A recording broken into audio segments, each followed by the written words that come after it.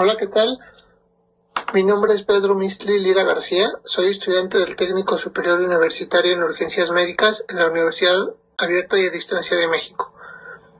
En esta ocasión vamos a presentar el transporte interhospitalario posterior a la reanimación neonatal.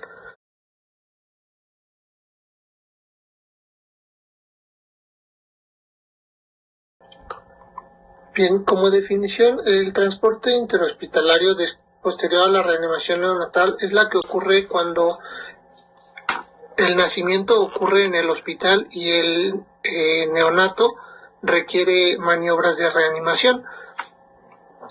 Muchas veces esta necesidad se debe a que el lugar en el que nace tiene los recursos limitados y el bebé requiere de atención especializada. Este transporte debe considerar el cuidado y la monitorización dentro de una unidad médica móvil. Generalmente es una ambulancia. Esta puede ser terrestre o aérea comúnmente. Esto nos debe garantizar de manera oportuna la estabilidad del neonato y evitar complicaciones que puedan ser prevenibles o secuelas, y facilitando la transición de un centro hospitalario a otro de mayor nivel. Bien, ¿cuáles son las diferentes posibilidades de cuidados? La atención de rutina puede incluir la monitorización o la observación estrecha del neonato, es decir, desde el momento en el que nace se debe de estar vigilando, ya que hay factores de riesgo los cuales no se pueden o pueden no presentarse de manera inmediata, puede tardar incluso días. Recordemos que un neonato está considerado desde el momento del nacimiento y hasta los 28 días de nacido. Generalmente puede requerir o requieren las maniobras de reanimación avanzadas al momento de nacer. Sin embargo, durante los días posteriores puede presentar datos clínicos de afectaciones que no fueron detectadas al momento del nacimiento o durante el control prenatal de la madre. Los cuidados post-reanimación pueden requerir desde oxígeno suplementario o ventilación a presión positiva e incluso maniobras de reanimación cardiopulmonar inmediatamente después del parto o posterior.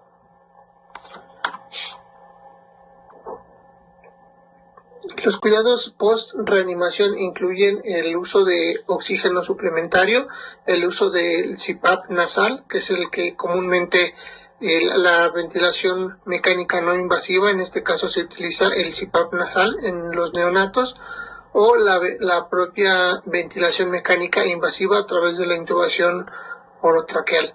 Es importante mencionar que después de que un bebé requiera estos o haya requerido de estas intervenciones, debe ser ingresado inmediatamente a la unidad de cuidados intensivos neonatales. ¿Cuáles son las condiciones médicas que pueden presentarse durante el traslado? Bien, puede ser insuficiencia respiratoria, neumotórax, neumonía, hipertensión pulmonar, hipotensión, hipoglicemia, problemas de la alimentación, insuficiencia renal, acidosis metabólica o acidosis respiratoria, convulsiones o apnea, hipo o hipernatremia e hipoxemia. Recordemos que el ambiente controlado dentro de un hospital es muy diferente al ambiente extrahospitalario, que es completamente dinámico y nos vemos expuestos a ciertos riesgos, desde cambios de temperatura, el propio movimiento, la inestabilidad de la ambulancia, el movimiento propio de la ambulancia, o por ejemplo en el caso del transporte aeromédico, la aceleración del avión, la reducción de la humedad, los cambios en la temperatura. Todas estas circunstancias nos pueden presentar nuevas condiciones médicas como las presentadas en la infografía, o bien pueden agravar las ya existentes. Es importante entonces tomar en cuenta que si un paciente ya tienes datos de insuficiencia respiratoria y es el motivo por el cual está siendo trasladado, durante el transporte puede tener alguna complicación, como puede aumentar los requerimientos de oxígeno o ajustar los parámetros ventilatorios. Por ejemplo, en el caso de la transportación aeromédica, por ejemplo, los cambios de presurización dentro de la cabina comparados con el lugar de donde se encontraba el paciente originalmente puede generar una disminución en la presión parcial de oxígeno, y eso puede afectar directamente la saturación del paciente, lo cual se puede compensar aumentando la FiO2. Entonces, el neumotórax es otra condición que puede presentarse en cualquier momento debido ya sea por alguna malformación, por alguna condición ya preexistente en el bebé, o bien por alteraciones en el patrón respiratorio o secundario al manejo de la presión de la ventilación mecánica. La hipertensión pulmonar es una condición frecuente en los neonatos que requieren de un nivel mayor de cuidado, y esto se debe la mayoría de las veces a malformaciones congénitas cardíacas. Entonces es importante tomar en cuenta esto y seguir las indicaciones hospitalarias para el traslado. Los problemas de la alimentación, cuando un paciente tiene intervenciones que afectan directamente el tracto digestivo o la accesibilidad al tracto digestivo, es decir, la intubación endotraqueal o una traqueotomía o una ventilación mecánica no invasiva, nos va a dificultar la alimentación por vía oral al bebé. Entonces, eso es un factor de riesgo para que desarrollen hipoglicemia. Es importante tomar en cuenta que deben mantenerse las cifras normales de glucosa en todo momento y debe estar vigilado. Bien, ¿cuáles son los cuidados óptimos durante el transporte? Existe un programa específicamente diseñado para el transporte del paciente neonato. Este es el programa estable. Es un programa diseñado por una enfermera neonatóloga de Estados Unidos y es un programa educativo que provee las guías generales para la evaluación y la estabilización de los neonatos enfermos durante el periodo post-reanimación y pre-transporte. El objetivo es transportar al neonato adecuadamente estabilizado, de manera organizada, comprensiva para todos los miembros del equipo, y asegurar que el paciente llegue en las mejores condiciones posibles. El programa estable, por sus siglas en inglés, significa S de sugar, que es glucosa y cuidado seguro, la T de temperatura, la A de vía aérea, la B de presión arterial, la L de exámenes de laboratorio y la E de soporte emocional. Esto tiene que ver con el estrés al que se enfrenta tanto el personal como los familiares al momento de estar en una situación en la cual el neonato se encuentra en una condición crítica, vulnerable. Es importante mencionar que en todos los casos, incluso el mismo programa lo recomienda, se deben de seguir la pauta del ABC. Siempre debemos de cuidar nuestra vía aérea, mantener permeable la vía aérea, ya sea con un paciente que tiene una oxigenación a través de un método no invasivo, de ventilación mecánica no invasiva, o bien con ventilación mecánica invasiva. La ventilación, debemos de cuidar el esfuerzo respiratorio del paciente. En el caso de pacientes intubados, pues monitorizar de cerca los parámetros ventilatorios y la sed de la circulación. Entonces, siempre empezar por lo básico, siempre cuidar nuestro ABC, y posteriormente la mnemotecnia estable nos puede ayudar para darle continuidad al cuidado del paciente. En el caso de la glucosa y el cuidado seguro, los pacientes neonatos requieren de una cantidad de energía constante. En el caso de los adultos, por ejemplo, está ya muy debatido el hecho de si se mantienen soluciones base o se suspenden. En el caso de los neonatos es muy importante mantener esta solución de base con glucosa, ya que el consumo de energía de su metabolismo es mucho y es constante. Entonces se debe tener cuidado porque las hipoglicemias son una situación muy común y pues realmente prevenible.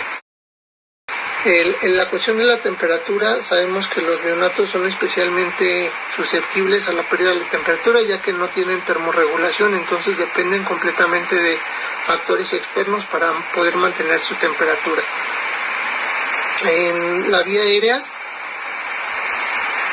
tenemos que evaluar si el paciente tiene o presenta datos de dificultad respiratoria, cambios en la vía respiratoria,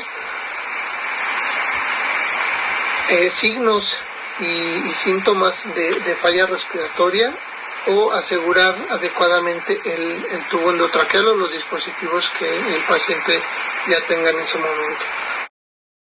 En la presión arterial es importante revisar las tres causas principales de choque en los pacientes neonatales, que son el choque hipovolémico, el choque cardiogénico y el choque séptico.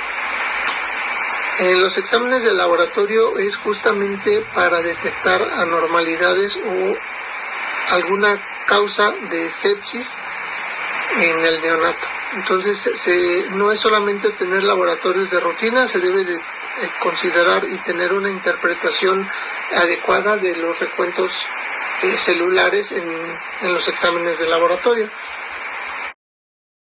Y pues por último, la S de soporte emocional pues tiene que conlleva el apoyo emocional con los familiares. Sabemos que es una situación muy estresante, por lo cual se tiene que mantener tranquilo e informado al familiar respecto a lo que está sucediendo, ser honesto, explicar los riesgos que existen durante el traslado y sobre la condición médica del neonato. Algo muy importante dentro de los cuidados óptimos que se le pueden ofrecer al paciente durante el transporte, como pueden ver en la imagen de la izquierda, se aprecia un camión.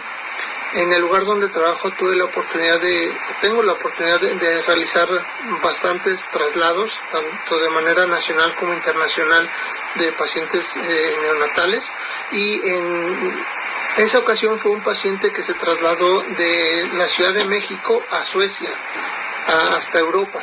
Entonces allá lo recibieron con ese camión, que es un camión entero adaptado para el transporte neonatal, específicamente para el transporte neonatal. Como pueden ver, tiene una rampa, tiene la incubadora y tiene todo el equipo necesario por dentro. Es como una unidad de cuidados intensivos prácticamente. Entonces, es muy importante para que podamos dar los cuidados óptimos que el personal esté capacitado en reanimación neonatal, en los cuidados neonatales de rutina y muchas veces, preferentemente, idealmente se requiere de la asistencia o de la presencia de un médico neonatólogo. Otro punto importante es que el equipo biomédico debe ser especializado, es decir, debe tener la capacidad para pacientes neonatales. No podemos utilizar un ventilador para paciente pediátrico o para paciente adulto en un paciente neonatal, ya que son muy específicos. Entonces, por ejemplo, las velocidades de infusión de los medicamentos suelen ser de 0.2, 0.5 mililitros por hora o 1 mililitro por hora. Entonces, nuestros equipos deben de tener la capacidad para infundir esos volúmenes. Los insumos médicos también deben ser especiales, por ejemplo, tubos de tamaños chicos para pacientes neonatales, los sujetadores Los catéteres deben ser de un calibre para pacientes de este grupo de edad.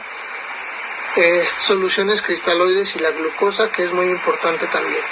Y algo también indispensable es la incubadora.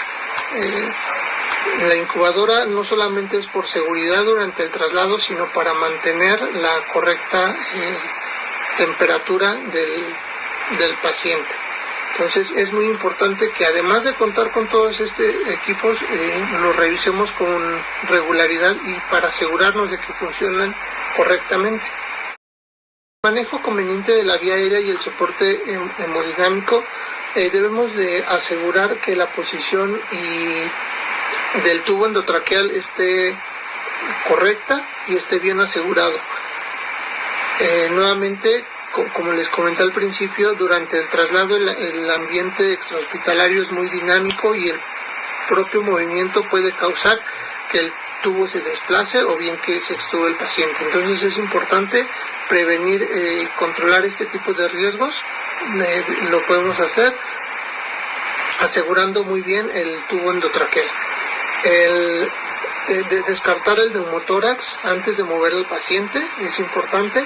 El surfactante es un tratamiento que se da hospitalario, es una condición muy específica y bastante costosa para los hospitales, entonces es algo que debe considerarse.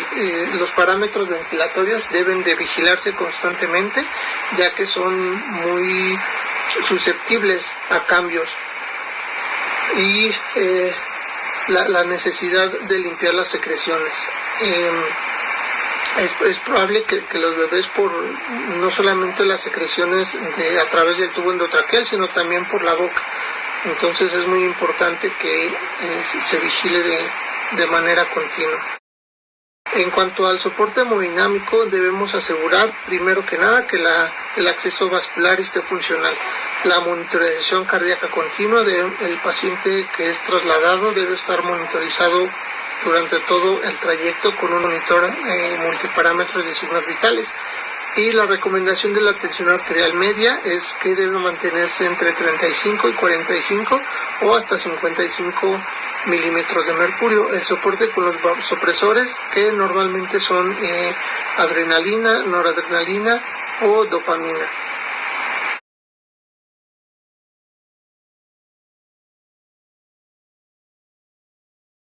Los medicamentos más utilizados durante el transporte del neonato suelen ser la infusión de bolos, la cual soluciones cristaloides a una dosis de 10 mililitros por kilogramo por dosis.